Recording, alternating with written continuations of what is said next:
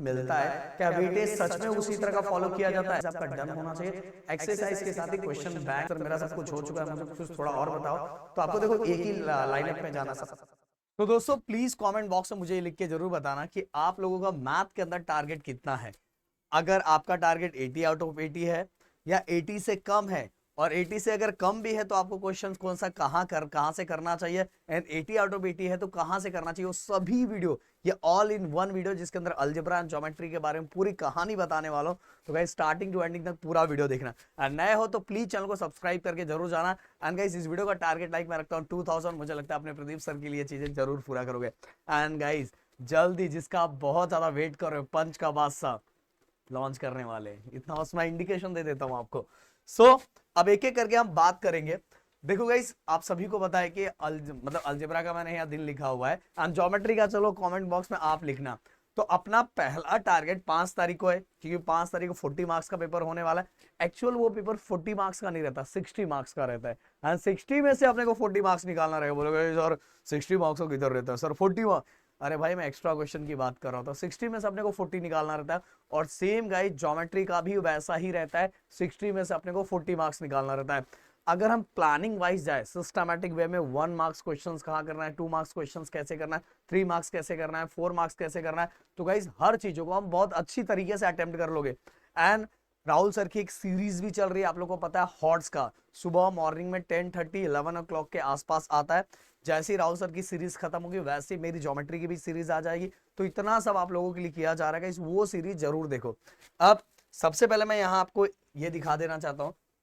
अगर मैं सबसे पहले बात करूं कि अगर देखो first chapter linear equation in 2 variable, अगर मैं इसके, अभी बहुत सारे बच्चों के मन में क्वेश्चन ये होगा कि सर क्या वेटेज जो होता है, जो हमें यहाँ वहां से वेटेज मिलता है, क्या वेटेज सच में उसी तरह का फॉलो किया जाता है? देखो भाई एक क्लियर कट मैं आपको चीज बताना चाहूंगा, हो सकता है ये सुनने के बाद बहुत सारे बच्चों को झटका भी लगे।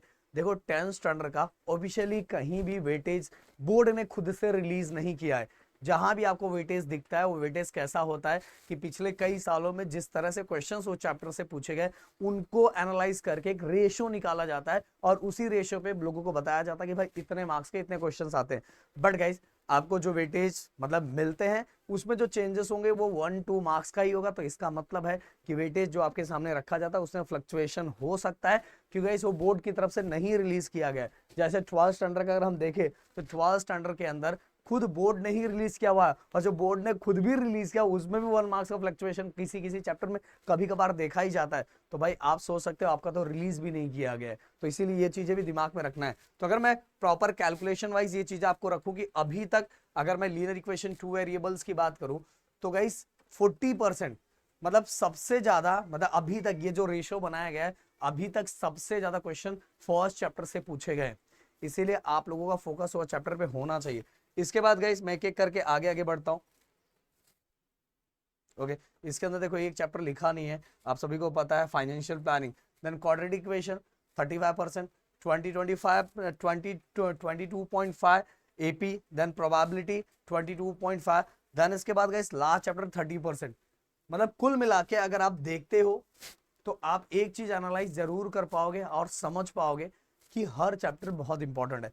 अगर 6 में से कोई भी 4 चैप्टर आप करते हो, पहला चैप्टर तो आप करोगे बट 6 में से कोई 4 चैप्टर आप कर लेते हो, आप बोलोगे सर कौन सा इंपॉर्टेंट है। मैं देखो क्लियर कट बोल रहा हूँ, इतने साल मुझे हो गया मेरा मेरा देखो पंच का वासा 4.0 लॉन्च होने जा रहा है, और इतने साल ऑफलाइन का, तो जो मैं अपने इतने दिनों में मैंने बच्चों का देखा है, जो मैंने पढ़ाया, जो हमने इतने सारे स्टूडेंट्स को क्रिएट किया है, वो चीजें मैं आपके सामने रखना चाहूंगा कि भाई 6 में से कोई भी 4 चैप्टर अगर आपको अच्छी तरीके से आता है, एंड 2 चैप्टर के 1 मार्क्स एंड 2 मार्क्स के क्वेश्चन अगर आप अच्छी तरीके से कर लेते हो, एग्जाम फोड़ के आ जाओगे। एंड साथ में जो हमारे हॉट की जो सीरीज चल रही है geometry as well as algebra, बस वो करके रखना, इसके अलावा कुछ भी नहीं करना है।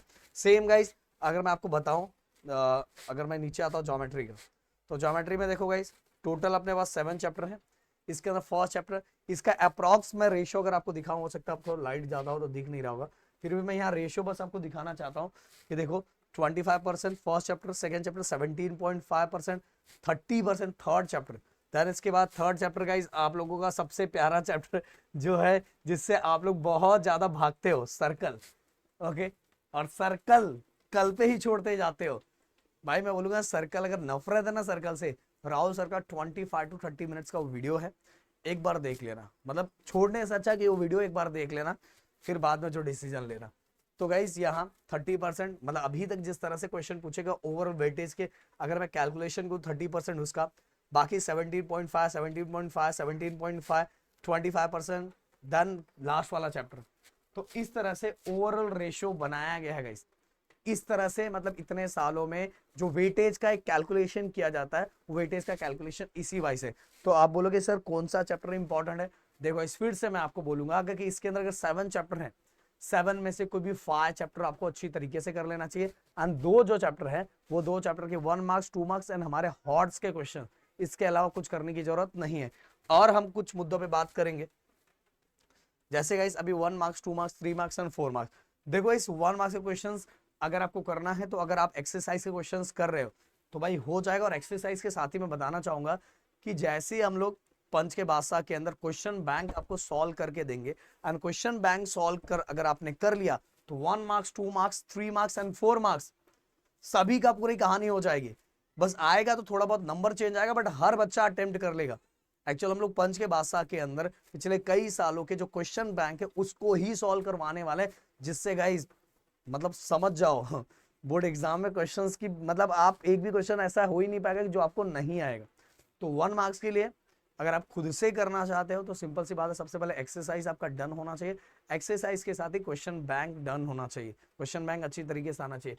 2 marks 3 marks and 4 marks, 2 and 3 and 4 marks के लिए तो सबसे पहले मैं यही सजेशन दूंगा कि एक्सरसाइज के हर क्वेश्चन आप पहले प्रैक्टिस कर लो, एंड एक्सरसाइज के हर क्वेश्चन प्रैक्टिस करने के बाद अगर आपके मन में हॉट्स हॉट्स हॉट्स बहुत चल रहा है, मैंने बोला राहुल सर मेरा जो हॉट्स की सीरीज चल रही है राहुल सर की अभी मेरी आने वाली है, वो तो आप लाइन वाइज देखते जाओ।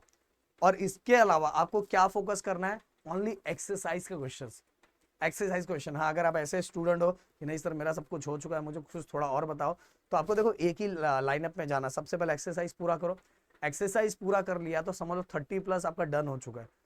इसके बाद एक्सरसाइज के बाद आप इसके बाद जा सकते हो सॉल्व क्वेश्चन, जो सॉल्व क्वेश्चन आपके बुक के अंदर रहता है, सॉल्व क्वेश्चन जैसे ही हो गया देन इसके बाद पीवाईक्यू, एंड पीवाईक्यू जैसे हो गया उसके बाद problem set. And problem set भी पूरा नहीं करना है गाइस, पंच के भाषा में जो जो हम बताएंगे जो करवाएंगे बस उतना ही करना है, पूरा करने की जरूरत बिल्कुल नहीं है।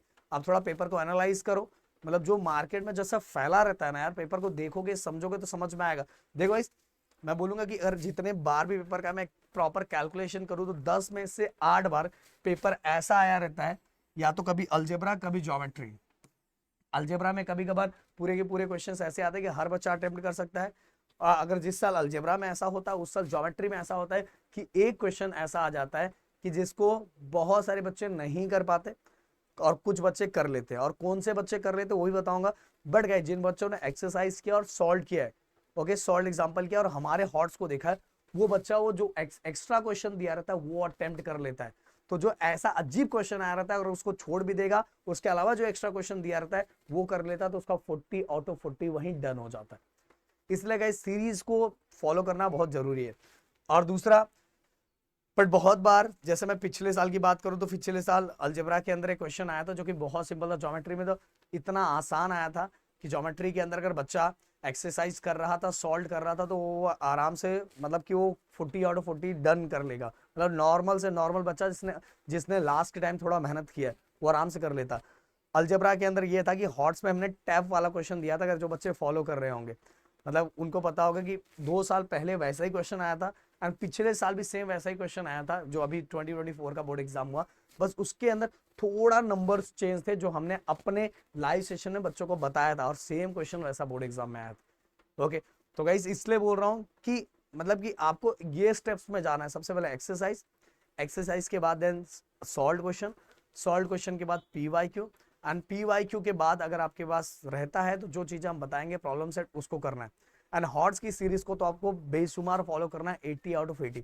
बट अगर बस आपका टारगेट है कि सर मुझे 80 नहीं चाहिए, मुझे फुल मार्क्स नहीं चाहिए, फुल मार्क्स लेके मैं कहाँ मतलब मैं इतना मतलब मेरे को इतना इतना बड़ा आदमी नहीं बनना है सर, अपने को इतना नहीं, अपने को सर ना 40 में से एटलीस्ट 25 to 30 मार्क्स मिल गया तो भी चल जाएगा। तो भाई बस इसके लिए एक्सरसाइज करो, बस एक्सरसाइज करो, 30 मार्क्स हो आराम से आपको मिल जाएगा, मतलब बिना कुछ कहे ज्योमेट्री और अलजेब्रा दोनों मिला के।